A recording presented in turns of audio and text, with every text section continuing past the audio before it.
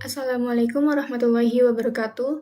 Pada kesempatan kali ini, kami dari kelompok 4 ingin mempresentasikan mata kuliah Rekayasa Perangkat Lunak. Dengan saya sendiri, Felicia Nurul Amalia, dan rekan teman saya ada Alima Aprilia, Iham Dwinanda, dan Muhammad Raihan Haikal. Konsep dasar RPL. Apa itu RPL? Rekayasa perangkat lunak adalah cabang ilmu komputer yang fokus pada metode yang sistematis untuk merancang, mengembangkan, menguji, dan memelihara perangkat lunak. Artinya, RPL bukan hanya tentang coding, tapi juga mencakup seluruh proses pengembangan perangkat lunak dari awal sampai selesai.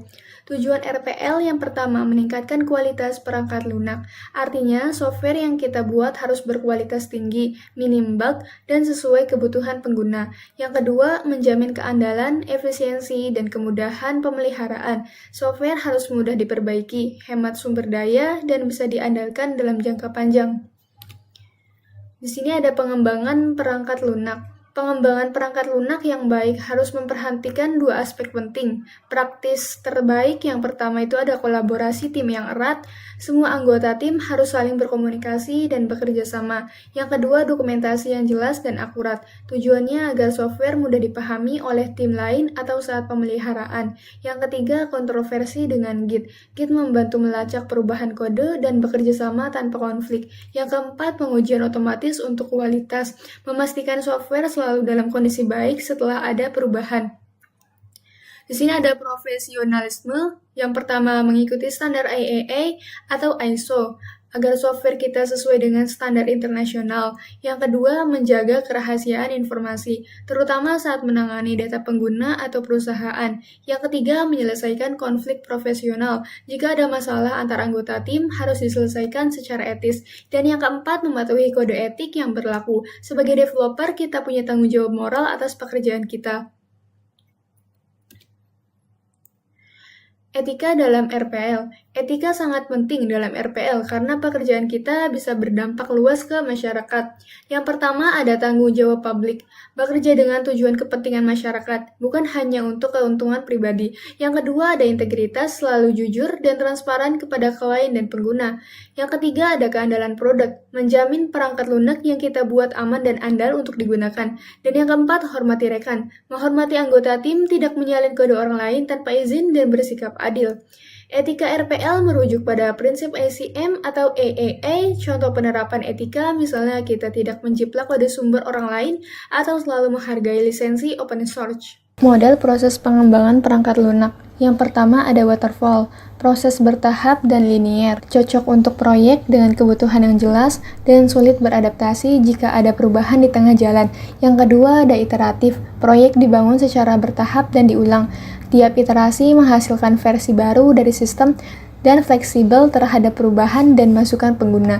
Dan yang ketiga, ada agile, pendekatan cepat dan adaptif, fokus pada kolaborasi tim dan respon terhadap perubahan, cocok untuk proyek dinamis dan terus berkembang. Terakhir ada DevOps, yaitu menggabungkan pengembangan dan operasional. Tujuannya mempercepat rilis dan meningkatkan kualitas, mengutamakan otomatisasi dan monitoring berkelanjutan. Analisis kebutuhan, tujuan, menentukan fitur dan batasan sistem yang akan dikembangkan. Teknik pengumpulan kebutuhan, ada wawancara, observasi, kuesioner, studi dokumen. Jenis kebutuhan, ada fungsional, fitur sistem, dan non-fungsional, performansi, keamanan, keandalan. Perancangan sistem dan perangkat lunak. Tujuan, menyusun cetak biru sistem yang akan dibangun. Komponen perancangan, arsitektur sistem, modul, antarmuka, struktur data, dan UI UX. Tools yang digunakan ada UML, Use Case, Class, Activity Diagram, dan ERD untuk perancangan database. Pengujian evolusi dan pemeliharaan, pengujian dan validasi, deteksi error sejak dini, validasi sesuai kebutuhan pengguna. Jenis pemeliharaan, korektif, adaptif, preventif untuk kelangsungan sistem. Manajemen proyek, perencanaan, penjadwalan, estimasi biaya, dan manajemen risiko.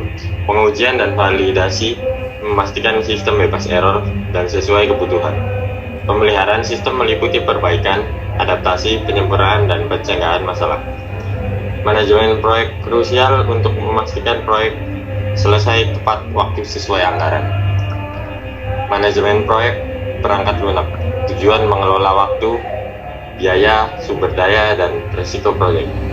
Komponen penting adalah perencanaan, penjadwalan, estimasi, dan manajemen risiko. Tools pendukung ada Trello, Jira, Microsoft Project, dan GitHub. Kualitas perangkat lunak, dimensi kualitas atau ISO 9126. Itu ada 5. Yang pertama, reliability, stabil dan tahan error, efisiensi, menggunakan sumber daya secara optimal, usability, mudah dipelajari dan digunakan, maintainability, mudah diperbaiki dan dikembangkan. Yang terakhir ada portability, bisa dijalankan di berbagai platform. Pengukuran kualitas, yang pertama bug rate, code conference, dan customer satisfaction. Selanjutnya, sistem pakar modern dan pembelanjaan mesin atau machine learning. Sistem pakar yaitu sistem komputer yang meniru pengambilan keputusan seorang ahli menggunakan basis pengetahuan dan inferensi. Evolusi sistem pakar yaitu machine learning, sistem belajar dari data untuk mengambil keputusan atau prediksi. Contohnya, sistem diagnosis medis dan rekomendasi e-commerce. Teknologi yang terkait yaitu ada 3. Yang pertama, neural network. Yang kedua, NPL atau natural language processing. Yang ketiga, reinforcement learning. Perangkat lunak. Isu implementasi perangkat lunak dapat dibagi menjadi 2 kategori utama. Yang pertama ada tantangan teknis. Tantangan ini mencakup masalah kompatibilitas, skalabilitas, performa, dan keamanan sistem. Ada tantangan non-teknis. Tantangan non-teknis meliputi penolakan pengguna, pelatihan yang minim, dan budaya organisasi yang mungkin tidak mendukung implementasi perangkat lunak baru.